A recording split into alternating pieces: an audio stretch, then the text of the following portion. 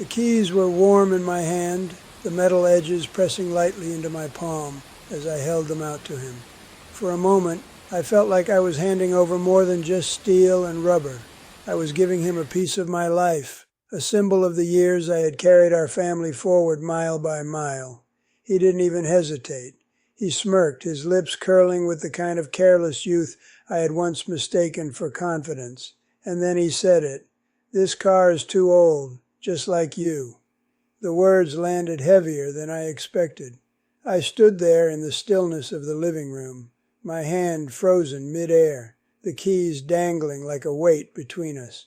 The clock on the wall ticked once, sharp and loud, slicing through the silence. I looked at him, my son, and for a heartbeat I didn't see the boy who once begged me to let him sit on my lap and pretend to drive. I saw a stranger, laughing at something I had treasured. The air in the room shifted, heavy and stale, as though even the walls didn't want to hear what had just been said. My grip on the keys tightened, my fingers trembling slightly, not from age, but from something deeper, a fracture forming in the space between us. And in that silence, a thought echoed louder than the insult itself. If what I give him is worthless, then what does that make me in his eyes? That car wasn't just a machine to me. It was a chapter of my life written in steel, oil, and dust. I still remember the day I bought it, brand new, shining under the dealership lights like a promise. I had saved for years, working extra shifts, skipping dinners out, putting away every spare dollar in an old cigar box. When I finally signed the papers and held those keys for the first time, I felt like I had given my family not just transportation, but freedom. It carried us on our first family vacation. I can still smell the faint mix of sunscreen and French fries from that trip, the back seat cluttered with toys and juice boxes. The windows down, the kids singing off-key in the back, my wife's hand resting gently on mine as the road stretched endless in front of us. That car was more than wheels and an engine. It was a vessel for our laughter, our arguments, our silences, our togetherness. I used to take my son fishing in it. We'd wake up before dawn and the car would smell of thermos coffee, damp jackets, and bait. I can still see him, small with his baseball cap pulled low, climbing into the passenger seat, his eyes half closed with sleep but sparkling when I teased him about beating me to the biggest catch. We'd drive in silence sometimes, the hum of the engine filling the space like a lullaby, the scent of gasoline and worn leather settling into our clothes. Those mornings felt sacred, like time carved out of the rush of life just for us. The years passed and the car grew older, like me. The paint dulled, the leather cracked, the radio lost its clarity, but every scar on it was a story. A dent in the bumper from when he backed it out too quickly at 16. A scratch on the side from the time we carried lumber home for the deck we built together. Even the worn spot on the driver's seat, molded by my weight over decades, felt like an imprint of my presence. I dreamed of the day I'd hand it to him, not as a burden, not as a relic, but as a legacy. I thought he would understand that I wasn't just giving him a car. I was giving him memories, a lifetime on wheels, a reminder that everything I had ever done was with him in mind. But as I polished the hood one last time, breathing in the familiar scent of wax and metal, another thought flickered through me. Would he see what I see? Or would he only see something old, something used up, something ready to be discarded, like me? Looking back now, I realize the signs were there long before that moment with the keys. They were small at first, easy to ignore, easier still to excuse. But like rust creeping along the edges of a fender, they spread slowly until the damage could no longer be hidden. He stopped riding with me years ago. When I'd ask if he wanted to come along to the hardware store or take a drive out by the lake, he'd always find an excuse. "I'll take my car, Dad. Yours smells like oil." Or, "Maybe later. I've got things to do." At first, I told myself it was just him growing up, making his own choices, but I couldn't ignore the way he rolled his eyes when I pulled up to his school in that old sedan. One evening I overheard him talking to his friends out on the porch. They laughed, their voices sharp against the stillness of the night. "Man," he said, "my dad drives that thing like it's a classic, but it's junk, just a pile of metal. Embarrassing, really." The words cut deeper than I expected. Embarrassing. I stood by the kitchen window, the curtain drawn just enough for me to see his silhouette, the glow of a cigarette lighter sparking briefly in the dark. I gripped the edge of the counter, the cool tile pressing against my fingers, and tried to breathe through the tightness in my chest. Still, I held on to hope. I told myself, he'll understand one day, when he's older. When I give it to him, he'll see it's more than a car. So when the day finally came, I polished the hood until it shone. I vacuumed the seats, wiped down the dashboard, even sprayed the faint pine-scented freshener I used to hang when the kids were small. I stood in the driveway holding those keys, waiting for his smile. But when I placed them in his palm, there was no spark of gratitude, no flicker of memory, only that smirk, that careless shake of his head. "This car is too old," he said, his voice tinged with laughter.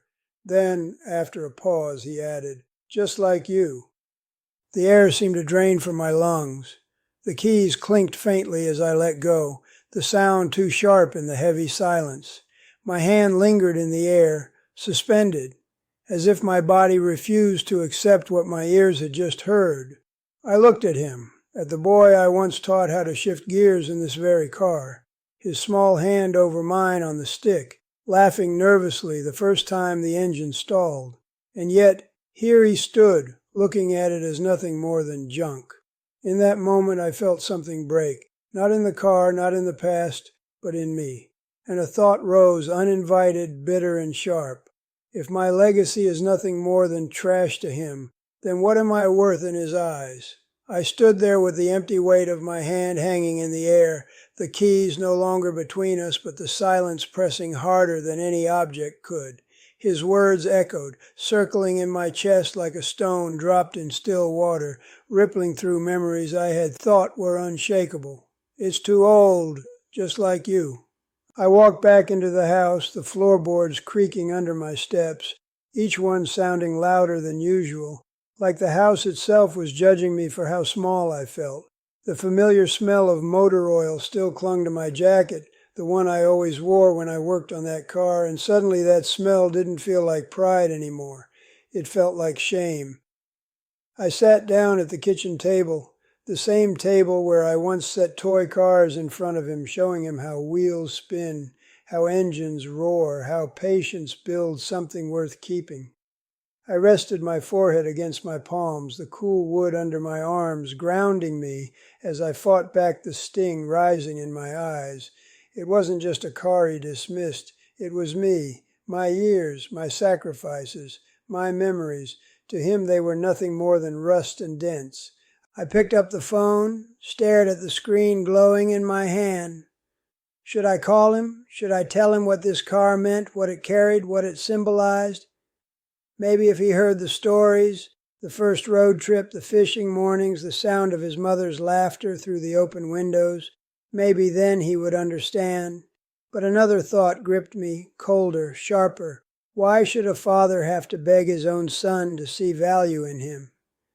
The phone slipped back onto the table, screen dimming, leaving only my reflection staring faintly back at me. For the first time, I didn't feel like explaining. I didn't feel like justifying. I didn't feel like pleading. Instead, I stood up, walked to the garage, and flipped on the light. The car sat there quietly, its paint dull but steady, its shape familiar, like an old friend waiting patiently for me to remember what it had always been.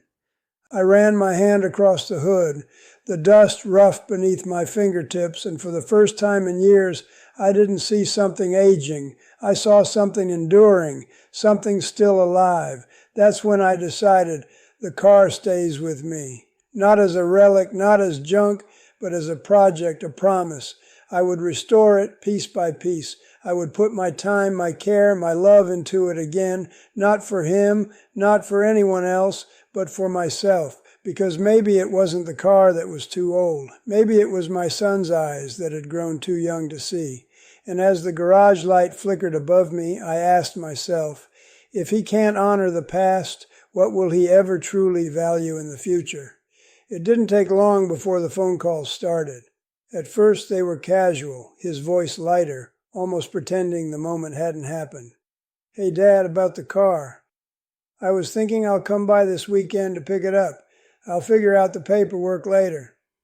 I listened, the receiver pressed against my ear, the faint static filling the spaces between his words. My fingers traced the scratches along the wooden armrest of my chair, carved there years ago when I used to rock him to sleep in it. I didn't answer right away. Silence stretched. Then his voice changed, tighter, more urgent. "Dad, come on, I thought this was the plan. You always said the car would be mine one day. I was counting on it, as though my years of saving, of maintaining, of cherishing meant nothing more than a delayed gift card waiting to be redeemed. When I finally spoke, my voice was steady, not loud, not angry, just firm, the way a man speaks when he knows the truth cannot be softened. "I'll leave it, son, but only to someone who can value it, who can see more than rust and age." The line went quiet. I imagined his face, brows furrowed, the same look he used to give me when he didn't get his way as a child, only now he was a man, and my refusal struck deeper. "Dad," he whispered finally, his voice breaking, "I thought you'd give it to me no matter what. You're my father." I closed my eyes, the faint smell of gasoline still lingering in my garage from where I had just run the engine. Memories rose like ghosts, the fishing trips, the family vacations, the laughter bouncing off those old seats. I thought of how I had treasured those moments, how I had believed they built a bridge between us.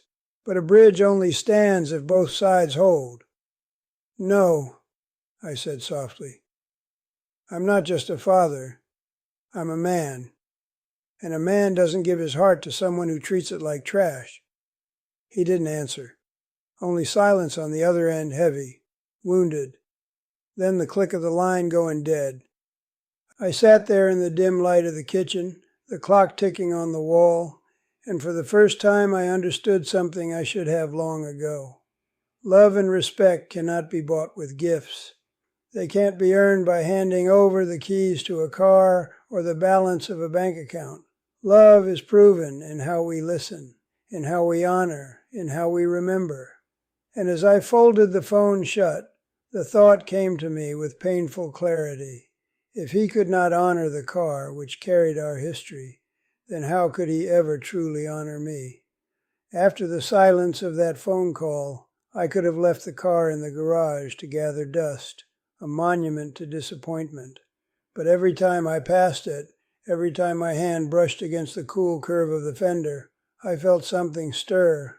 Not sorrow, but a stubborn kind of pride. This car was not a burden. It was not a relic. It was proof that love and persistence could last longer than neglect. One afternoon, as I was lifting the hood to check the engine, I heard a voice from the driveway. It was Tommy, the boy next door, no older than 12, his shoelaces undone and his eyes wide with curiosity. "Wow, Mr. Harris," he said, "is that your car? Can I see?" For a moment I hesitated, then I nodded and waved him over. He leaned in, his hands resting on the edge of the car, breathing in the smell of oil and dust like it was perfume. "It's so cool," he whispered. "My dad never lets me near his truck." I laughed, a sound I hadn't heard from myself in a while. "Well," I told him, "this old thing could use an extra pair of hands." That was how it began. Every weekend Tommy came by, his sneakers leaving small prints in the oil-stained concrete, his voice filling the garage with questions. "What does this part do? Why does it smell like that? How do you fix it?" I answered each one patiently, the way I once did with my own son. And slowly something unexpected happened. The heaviness in my chest began to lift. Then one evening, Leonard, an old fishing buddy of mine, stopped by. He saw me under the hood, grease up to my elbows and shook his head with a grin. "You're still at it, huh? Need an old fool to help?" Soon the garage became alive again. The smell of gasoline, the clatter of tools, the low hum of conversation, it all blended into something warm, something familiar. We laughed when the wrench slipped and clanged against the floor. We cursed lightly when a bolt refused to move, and when the engine finally coughed to life one evening, smoke curling up into the air, Tommy cheered so loud the whole block must have heard. Weeks later, the car was ready. The paint gleamed under the setting sun, the leather seats scrubbed clean, the dashboard polished. It wasn't brand new, but it was proud, like me. I told Tommy to hop in, and Leonard took the back seat. We rolled down the windows, the warm summer air rushing in, carrying with it the faint smell of cut grass and gasoline. The old radio crackled to life, playing a song from decades past, and for a moment I was young again, driving with my wife by my side, my kids in the back seat. Only this time the laughter wasn't memory, it was here, real.